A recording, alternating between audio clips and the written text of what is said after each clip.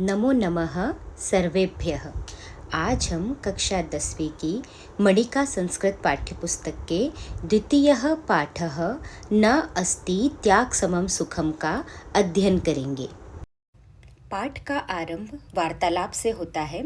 राजीवः सोम पश्य एतत् चित्रम। राजीव सोम से कह रहा है पश्य एतत् चित्रम, इस चित्र को देखो। सोमः अतीव सुंदरम, सोम कहता है बहुत सुंदर है। शोभा एतत् तु अजंता गुहानां चित्रम प्रतीयते, यह तो अजंता गुफाओं का चित्र प्रतीत होता है। राजीवः आम हाँ, महाराष्ट्र प्रदेशे स्थिताः, महाराष्ट्र प्रदेश में स्थित एताः अजंता गुहाः एवः, ये अजंता की गुफाएं ही हैं जो कि महाराष्ट्र प्रदेश में स्थित है। सौरभः अहो अरे, दृष्टम देखा, अत्र तु अनेकानि जातक चित्राणि उट्टंकितानि सन्ति, यहाँ तो बहुत सारे जातकों के चित्र अंकित हैं। देविका जातकम किम भवति, देविका पूछ रही है जातक क्या होता है। राजीवः अहम न जाने, मैं नहीं जानता। आचार्यम प्रक्ष्यामहम, आचार्य को पूछते हैं। तत्र गत्वा, वहाँ जाकर। छात्राः, सभी छात्र पूछते हैं। गुरुवर जातकम किम भवति, गुरुजी जातक क्या होते हैं। आचार्यः, गुरुजी कहते हैं जातकम अर्थात जन्म, जातक का अर्थ होता है जन्म। जातकमाला इति नाम्नि पुस्तके भगवतः बुद्धस्य पूर्वजन्मनः विविधाः कथाः सन्ति। जातकमाला इति नाम्नि पुस्तके, इस नाम की पुस्तक में भगवतः बुद्धस्य, भगवान बुद्ध के पूर्वजन्मनः, पहले के जन्मों की विविधाः कथाः सन्ति, अलग अलग कहानियाँ हैं। एतासु, इनमें परहिताय सर्वस्वं त्यक्तत्वम इत्येव शिक्षितम, परहिताय दूसरों के हित के लिए, सर्वस्वम सब कुछ, त्यक्तव्यम छोड़ देना चाहिए, इत्येव शिक्षितम ऐसा बताया गया है। इन कथाओं में दूसरों के हित के लिए सब कुछ छोड़ देना चाहिए ऐसा सिखाया गया है। एतादृशीम एकाम कथाम कथयामि, ऐसी ही एक कहानी कहता हूँ। छात्राः, सभी छात्र कहते हैं एवं ठीक है। वयम एतादृशीं कथां श्रोतुम उत्सुकाः, हम ऐसी कथा श्रोतुम सुनने के लिए उत्सुकाः उत्सुक हैं। आचार्यः, आचार्य कहते हैं श्रूयताम तावत्, तो फिर सुनो। बौद्ध आचार्यस्य आर्यशूरस्य जातकमालायाः शिवी जातक आधारित एषा कथा, बौद्ध आचार्य आर्यशूर की जातकमाला की शिवी जातक पर आधारित इस कहानी को। यहाँ से द्वितीय पाठ का आरंभ होता है। अथ, इसके पश्चात एकदा, एक बार, भगवान बोधिसत्वः, भगवान बुद्ध बहु जन्म अर्जित पुण्य फले है, बहुत सारे जन्मों से अर्जित पुण्य फलों के कारण शिवी नाम, शिवियों के राजा अभवत, राजा हुए। इसके पश्चात एक बार भगवान बुद्ध बहुत जन्मों के अर्जित पुण्य फलों से शिवियों के राजा हुए।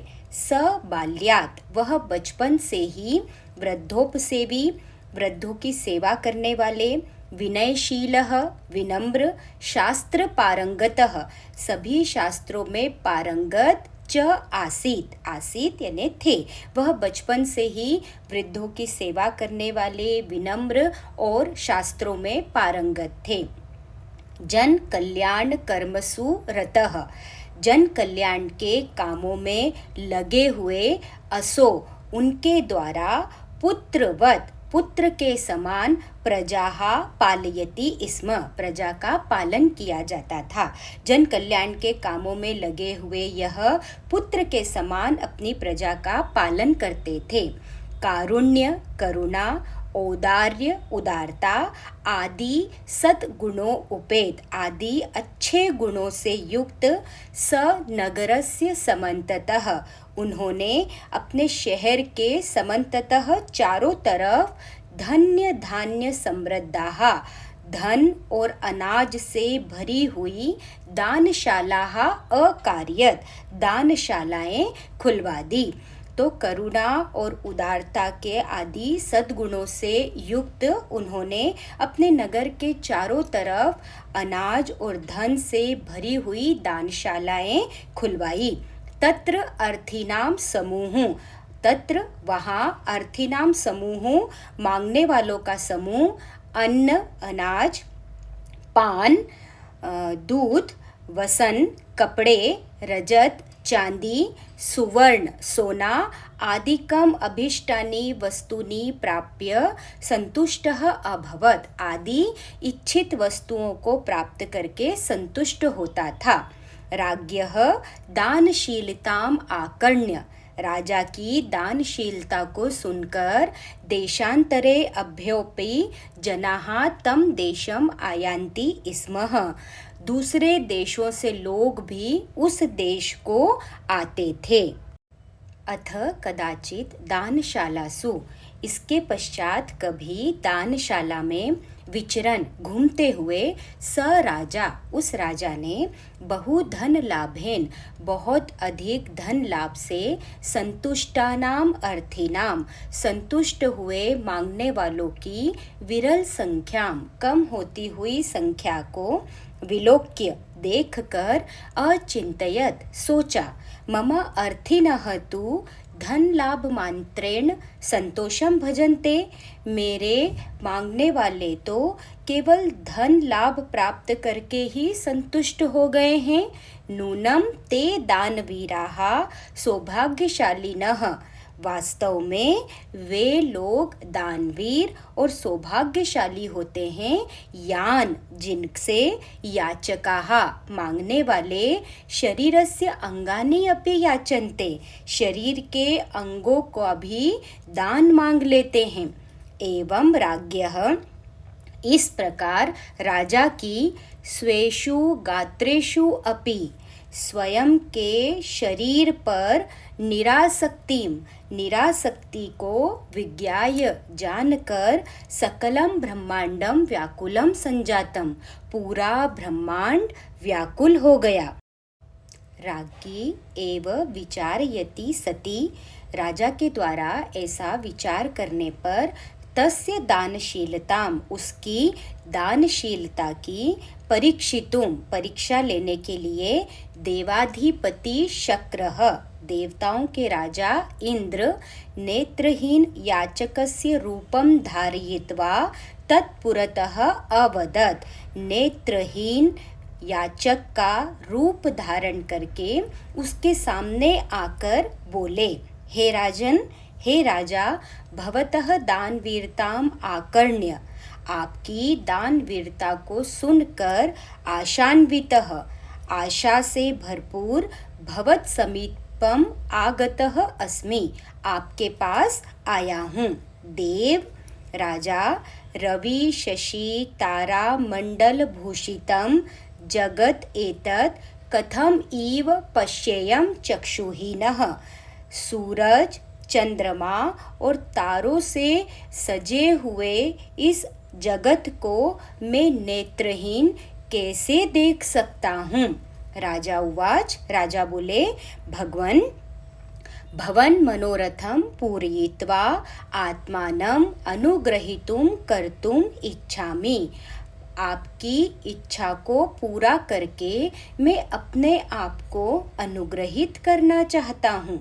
आदिश्यताम किम करवाणी आप आदेश दीजिए कि मैं क्या करूं।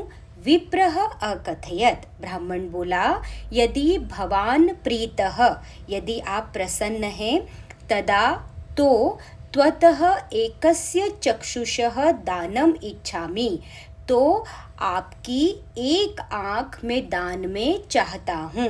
येन मम लोक यात्रा निर्बाधा भवेत, जिससे मेरे लोक यात्रा या पूरे संसार को घूमने की जो मेरी इच्छा है वो निर्बाधा, बिना किसी बाधा के पूरी हो जाएगी।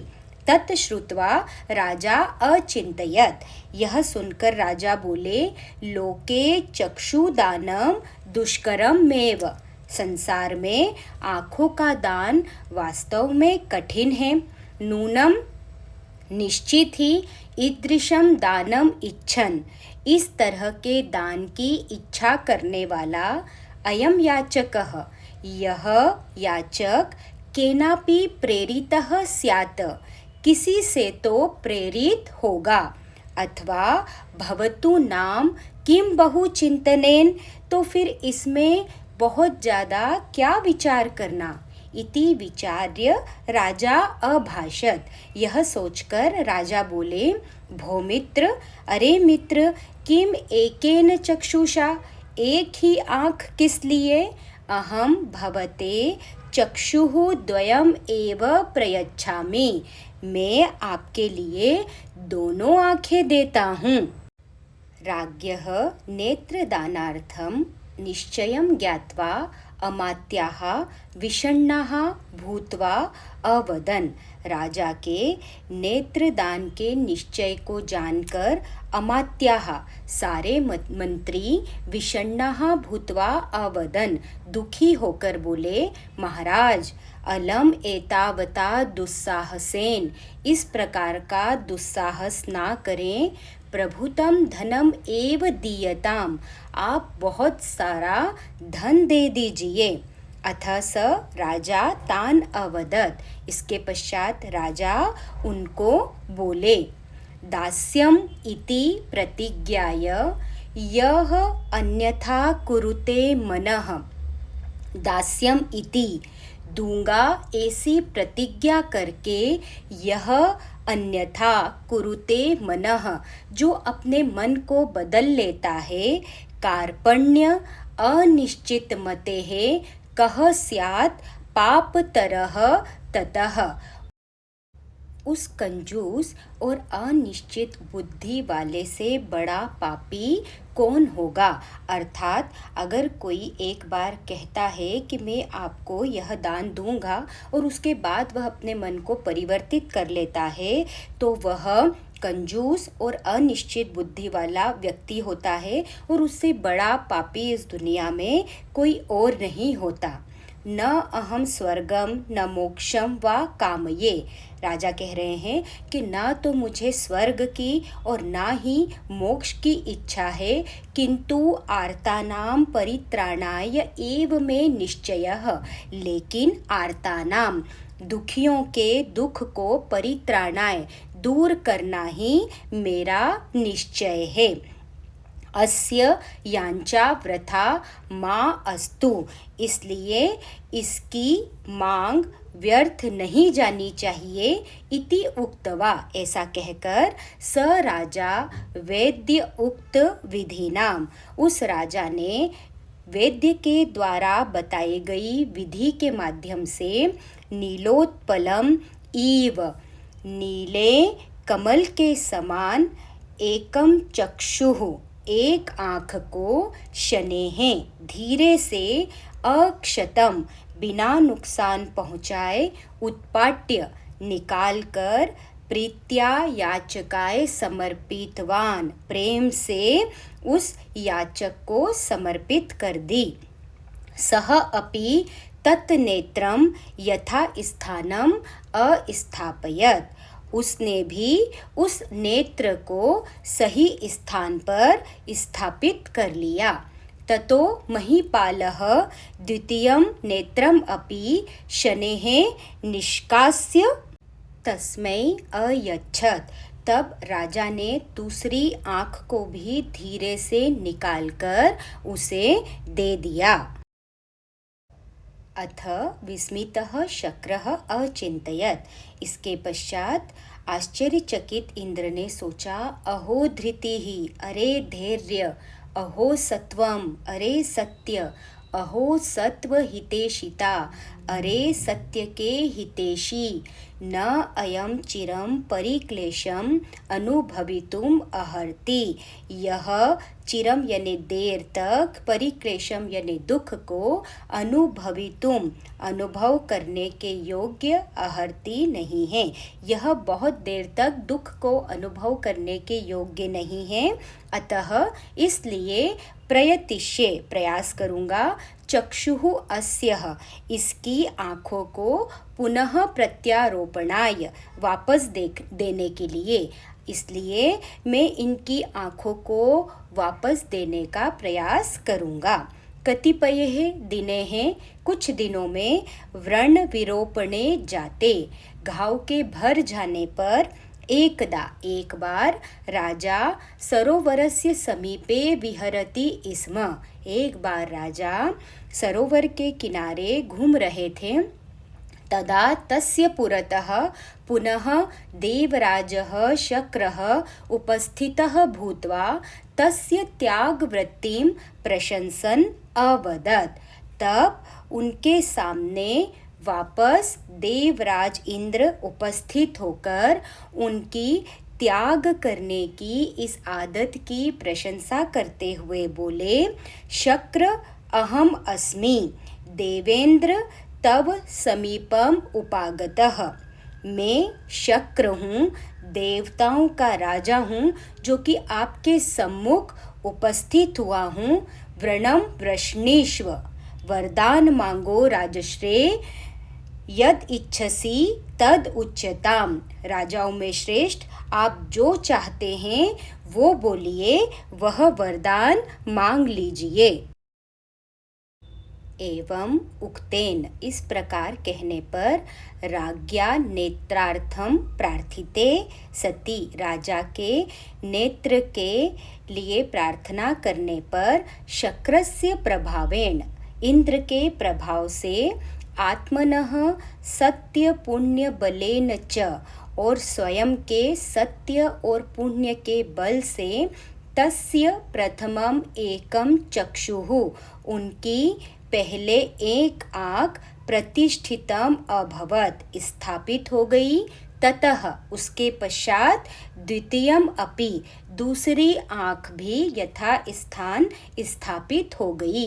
भूयः प्रीतः, प्रसन्न होकर, शक्रः वरम अयच्छत्, इंद्र ने वरदान दिया, शत योजन पर्यंतम शेलानां पारं च द्रष्टुम समर्थः भव इति। 100 योजन पर्यंतम, 100 योजन तक पहाड़ों के पार भी आप देखने में समर्थ हो जाओ, इति उक्तवा, ऐसा कहकर शक्रः इंद्र तत्रैव अंतर्हितः अभवत्, वहाँ से अंतर्ध्यान हो गए। अतः सत्यम एव उक्तम, इसलिए ठीक ही कहा गया है, धनस्य निस्सारलघयोः स सारो यद दीयते लोकहितोन्मुखेन, निधानतां याति हि दीयमानम् अदीयमानम निधने कनिष्ठम। इस सारहीन धन का सार यही है कि दीयते लोकहितो उन्मुखेन, कि यह जन कल्याण के कामों के लिए दिया जाना चाहिए। निधानताम याति ही दीयमानम, जो धन दान के लिए दिया जाता है वह संपन्नता को प्राप्त करता है, और अदीयमानम निधने कनिष्ठम, और न दिया जाने वाला धन विनाश को प्राप्त हो जाता है। अर्थात धन का सार दान देने में ही है, इसलिए दान दिया जाना चाहिए।